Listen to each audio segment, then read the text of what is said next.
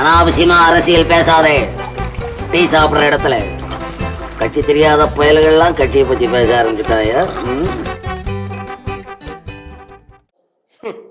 இந்த ₹1 நாணயத்தை சம்பாதிக்கிறதுக்கு என்ன பாடுபட வேண்டியதா இருக்கு. இந்த நாடும் நாட்டு மக்களும் நாசமாய் போகட்டும்னு அன்னைக்கே சொல்லியிருக்காங்க. இப்ப இன்னைக்கும் பொருந்தது.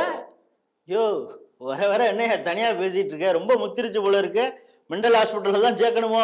வாப்பா, உனக்கு என்னப்பா? உங்க தலைவருக்கு நாணயம்லாம் ரிலீஸ் பண்ணியிருக்காங்க. நீ என்ன வேணாலும் பேசுவ. இந்திய அரசியல் வரலாற்றுல தலைவரை தவிர்த்துட்டு வேற ஏதாவது பேச முடியுமா? அவர் மிகப்பெரிய ஆளுமையாச்ச. தமிழுக்கு அவர் செஞ்ச தொண்டு, செம்மொழிக்கு அவர் பட்ட பாடு, அவருடைய பேனாவால இந்த தமிழனத்தை உயர்த்துறதுக்காக அவர் செஞ்ச புரட்சி சொல்லிக்கிட்டே போகலாம். ஆமா ஆமா, நீ அடிச்சு விட்டுட்டே இரு. இந்த அந்த டீயை குடிச்சிட்டு அடிச்சு விடு.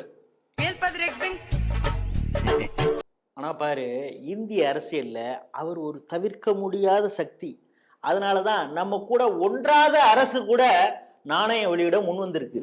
அதெல்லாம் சரிப்பா, ஆனா இந்த நாணயம் புழக்கத்திலேயே வராதுன்னு பேச்சு இருக்க. யார் அவன் புழக்கத்துல விட்டா ₹100 கிடைக்கும். நாங்க தான் ₹10,000 அதுக்கு ஃபிக்ஸ் பண்ணியிருக்கோமே. உனக்கு ஒண்ணு சொல்லவா? ஒரு வாரத்திலேயே ₹50 லட்சம் கல்லா கட்டியாச்சு. அதெல்லாம் சரிதான், ஆனாலும் என்ன மாதிரி நடுநிலையாளர்களுக்கு ஒரு குறை இருக்க. என்ன குறையா சொல்லியா? இதுதான் இனத்துக்கான அரசாச்சே. ரிலீஸ் பண்ணதுதான் ரிலீஸ் பண்ணீங்க. ஒரு ₹200 காயினா பார்த்து ரிலீஸ் பண்ணியிருந்தா நல்லா இருக்குமே அப்படின்னு நினைச்சேன். ஓ, இந்த ஊப்பிகளோட ரேட்டு ₹200 அப்படின்னு கிண்டல் பண்ற? அண்ணே, உன்னெல்லாம் கிண்டல் பண்ணுவானே. எனக்கு இந்நேரம் பார்த்து ஒரு குரல் ஒண்ணு ஞாபகத்துக்கு வருதுண்ணே. எது? உரல் ஞாபகம் வருதா? உரல் இல்லைண்ணே, குரல். கன்னியாகுமரியில ஒசரமா நின்னுகிட்டு கையால எழுதுற மாதிரி இருப்பாருல்ல, அவர் எழுதுனது. சொல்லி தொலையா. இன்னா செய்தாரை ஒருத்தல் அவர் மகிழ நாணயம் வெளியிடல். இது அவர் சொன்னது மாதிரி இல்லையா? ஆமாண்ணா, இது ஒரு டீ கடைக்காரர் சொன்னது. டெல்லி சாய்வாளாவா?